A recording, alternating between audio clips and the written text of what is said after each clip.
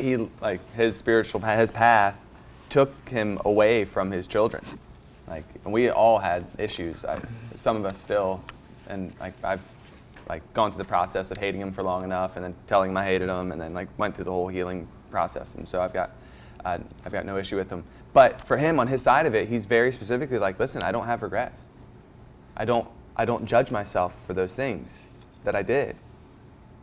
It's hard, right? All of a sudden, like, man, I think he took it too far. I think he should be a little remorseful. There's some shit that we're still dealing with in our family because you left. But like, psychopathic and the other, you know what I mean? well, it ends up being sociopathic. No ability to feel someone else's feelings. Literally zero empathy. And so, like, I guess that's the extreme, sociopaths. They are to a degree where their actions... That's like borderline. Sociopaths, borderline enlightenment. We're not really sure where they're at. No, but like that would be the extreme of taking no responsibility for your actions. That's not what we're saying. Yeah. But it's a good point, because I look at my dad and I'm like, man, I've struggled for years trying to come to terms with that. Like, how does one live that way? You know, and like, okay. And then to judge the shit out of him for it for most of my life. And then to get to a point where like, okay, well that's hurting me, so I won't do that. But it was really fascinating too, because I went through a period where I was like, full forgiveness, no problem, no issue, love them to death. And then I had kids. And all of a sudden I was like, what? I think I hate him again. You know, like, and I had to talk to him again. And but I found out why he did what he did. I understood. I withheld judgment for long enough to ask questions of him about what happened during those times that pulled him away, and the answers he gave me, he could be lying, I don't know, but the answers he gave me, I trusted him, and I was like, oh, that makes sense. Meaning, were I in his shoes at that time, having to make those decisions, I can possibly see myself making those decisions. That was a hard one to come to terms with, too. You see how it worked out? Like, it's a great example of communication. Like, because it was the same thing for me. But first, I had to have communication with myself. Well, why do I feel this way? Like on these certain occasions, why do I feel like my birthday's coming up? I should be happy. Why do I not feel happy? A celebration of life in some way is happening, and I feel off in some way. So I have to. It required me to get clear with my communication with myself first, and then realize, oh, this stems from my dad not being around, right? So now, because I'm clear on it, and now it's time to have communication with him. If I want to resolve it, right? Here's what the ego will do. That's part of your identity. That's part of who you are. That pain makes you who you are, which is bullshit. It doesn't make me who I am. It actually causes suffering. And in order to remedy that, I need to communicate with the people I need to communicate with in order to get clear. Because otherwise, I would just continually judge him for being a son of a bitch for not being around when he should be around. Not meaning, I'm saying if I had every situation you did, I grew up in the family you did, I had all the experiences of your life, I would have done it better. That's what I was saying to myself about my dad. I would have done it better. I would have made better choices. I wouldn't have left. I would have done it this way. I wouldn't have been so hardcore about being an artist and teaching meditation. I would have gone and dug ditches to support my family. The 6 kids you brought into the world. Right? So the only option I had at that point is I have to have a conversation with him. I have to let him know how I feel and then and see what his response is, because there has to be some reasoning going on up there that made him do what he did. And the reasoning was he could get better work overseas.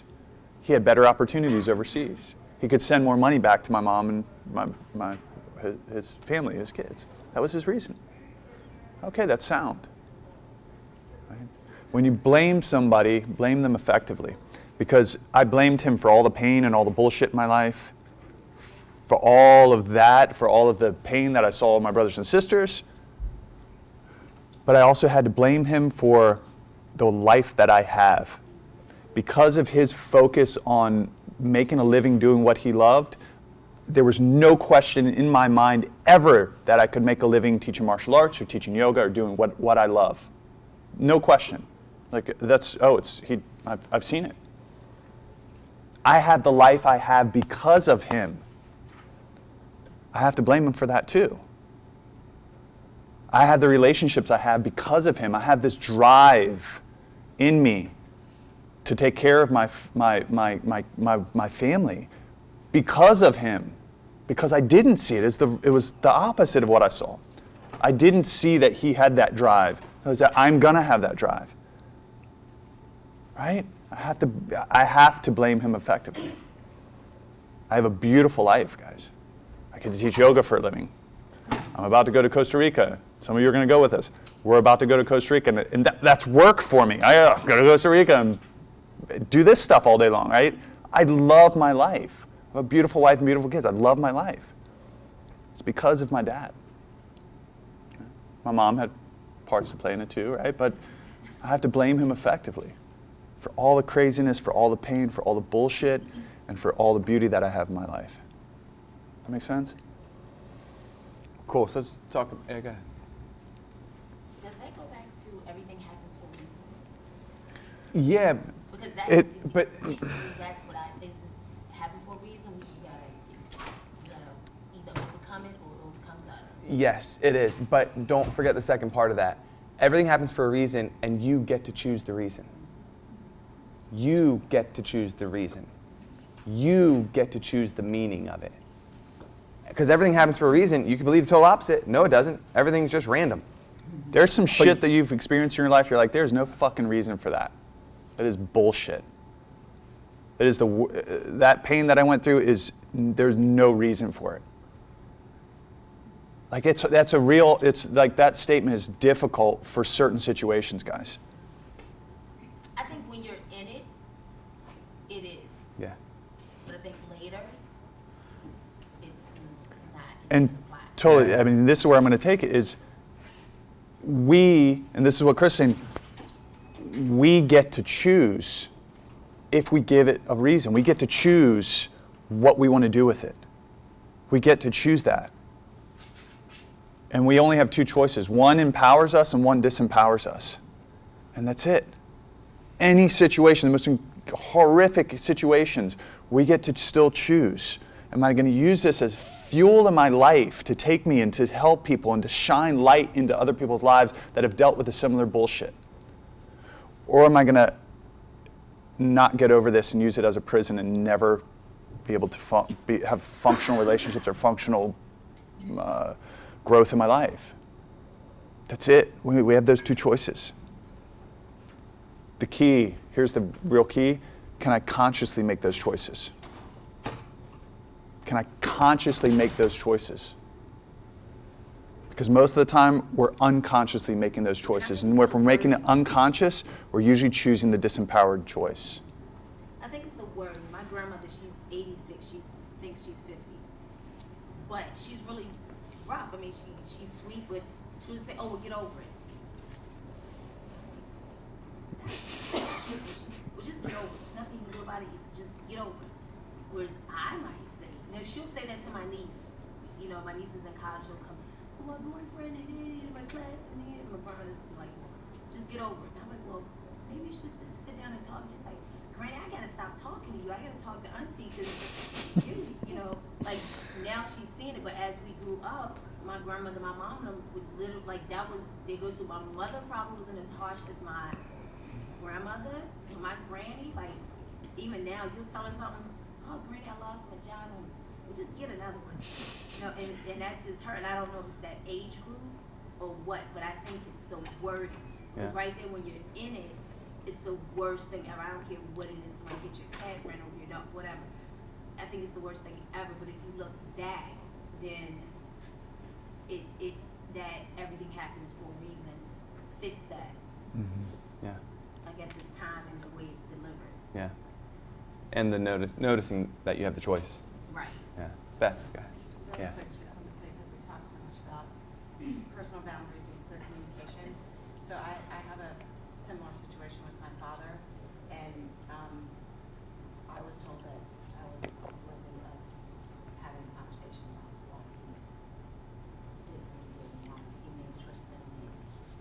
So my brothers and I have had to figure out how to deal with all that with someone who has won't even said flat out says, no, I'm not having a conversation with you about it. It's really like none of your business and you're not worthy of that conversation. So I just wanted to mention that sometimes we have to forgive someone, first of all, without them saying they're sorry, obviously, and without them even like acknowledging That they that need that even what we feel is remotely validated. Yeah. So I just wanted to make sure, like, 'cause No, you're exactly right. I mean, I kind of said out loud when you were talking, and me too, that you are lucky that your dad Oh yeah. had a conversation with you. No, and he gave me space. I lost it on him when I was 18, like more than I've ever lost on anyone in my life. And his response was, "You have every right to feel that way." Right? He gave me space. He didn't make me wrong for it. He was able to engage in the conversation. He was able to then together with him help me heal. I was fortunate in that. Most of the time, those people are so unconscious, you can't begin a conversation with them. Otherwise, it's just going to spiral you back down to where you were, hating the shit out of them for the rest of your life. Forgiveness is not for them, it's for you. That's the big flip. Most people think if I forgive them, I'm letting them off the hook. Oh, I'm justifying all the actions that they take. No, you're not. You're literally extracting poison from your spirit, and you're dropping it and moving on with your life. And that does not require their activity and their participation in it. It's hard. We were fortunate to have my dad, that was the biggest cross to bear in my life was him and his actions. And he was able to be an active participant in my healing because of his practice, of his spirituality, of his meditation, of how he lived his life. That is an anomaly. Most people who have those experiences do not have that luxury of having someone who's willing to participate in the healing of themselves. Like yesterday, I said some things that you guys, I wrote notes and some things that were, and I sent it fucking by mistake to him with my kids on text, and I was like, Maybe it wasn't by mistake. But it wasn't. wow. Yeah. What's the question? No, it was. Yeah. Deleted the thread and said, Sometimes stuff just comes back up again, though. My dad died 8 years ago, and we had a very, very strained relationship for my entire life. And, he was just a person with his own, problems, the stuff he was going through, and he tried really hard to, make things okay before he died. And he did. But, it still comes back sometimes, And, still, for the past 8 years, he was, once a month or once every 2 months where I have to, forgive him again. Yeah. Mm-hmm. Yeah. I don't know, sometimes those people aren't there and it's not available, but that's the poison in me that I gotta get rid of, I don't believe that things should or shouldn't happen a certain way, there's no rhyme or reason, sometimes things just happen, we just choose how we respond to them. Yeah. Mm-hmm. And so I let my fucked up relationship with my father transform itself into a great spiritual outlook that feeds me, Yeah. know? Yeah. Totally. That's what it is. Yeah, and that's the beauty of it, is you get that choice. And the monthly act of forgiving him again is just the pattern that you're just rewiring again. You're rewiring again. It comes up again. It comes up again.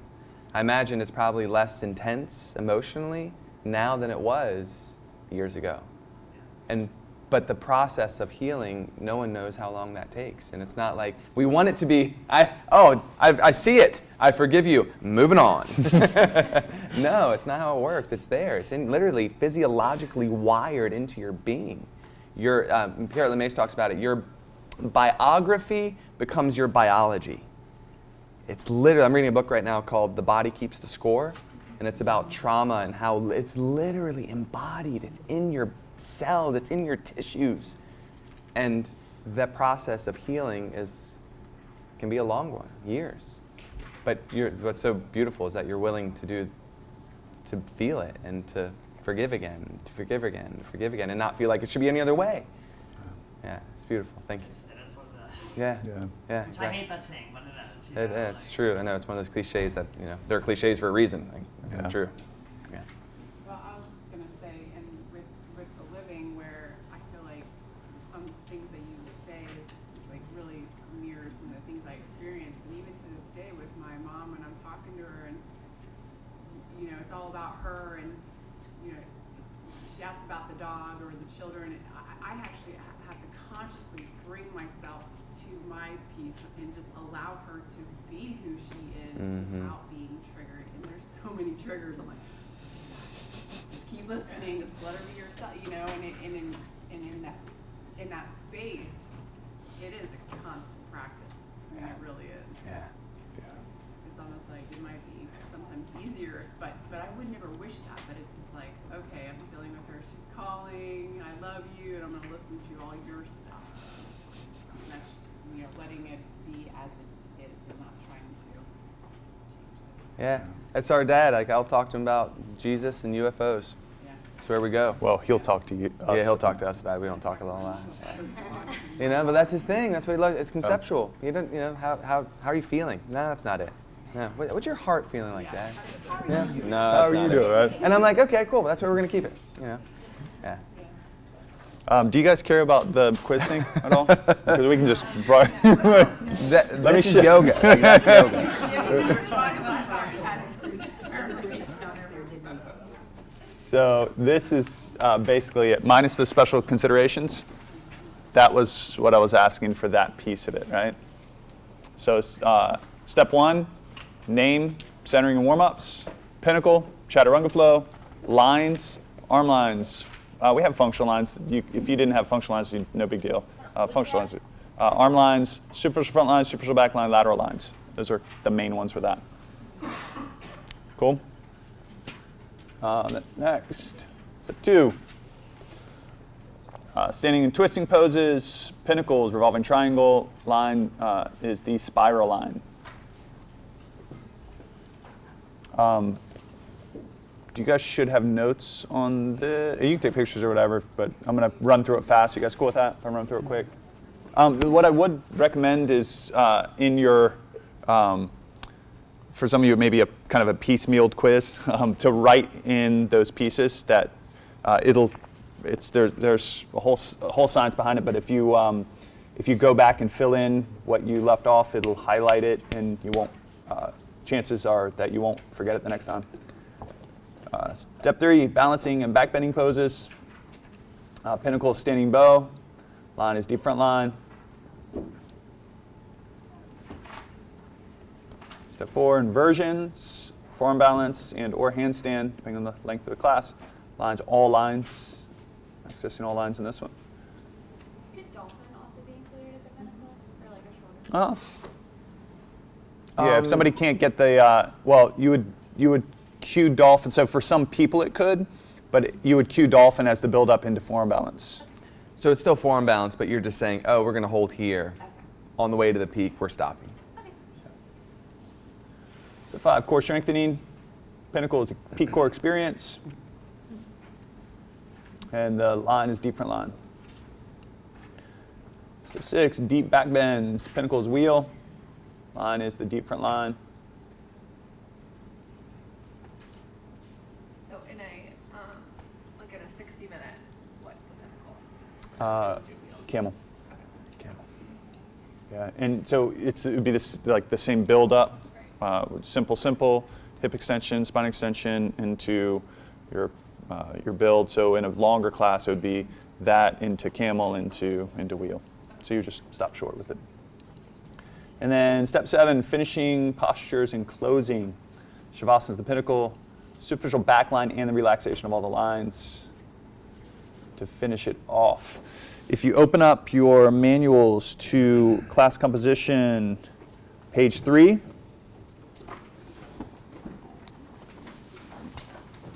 you'll have the 5 class composition principles. It's okay. And like I said, if you just have therapeutic vision, pinnacles, simple to complex, rule of 15, side loading, you got it. If you don't know what those are, then try putting down a description for it if you need to wire that piece in. Cool? Questions? Yeah. So like for back bends, when we talked about it, if you have like an open back and you're able to bend more, is it because you have more movement in the deep front line or the back line? Or is it just because of how your spine is anatomically placed? It's Both. It's both. It's the amount of space in the spine itself to be able to extend or hyperextend, depending on, and how open the soft tissue of the superficial front line and the deep front line allow you to go into that. So any muscular restrictions in those two lines will inhibit backbending. Once you've released all of the soft tissue limitations, it's then the spine itself that will begin to compress depending on how much space. Yeah. Yeah, yeah. Any other questions? Is the spiritual principles still new? Yeah, yeah. Spiritual is only new. And it should have been there from the get-go. If you did not get that packet, you came in a little late, no worries, the packets are up front. Chris will show you. If you don't have the spiritual principles section, grab it up front. And where do you want us to insert that? I would insert it after class composition principles. Yeah, wherever it feels good. But it hides the tab. I'll tell you where you should not insert it when John leaves. No, wherever it works, it's good. Any other questions about the class composition stuff? No. Cool. Need a break for a second? Okay, let's take a quick break. We'll come back, and then we're going to actually talk about the 8-limb path.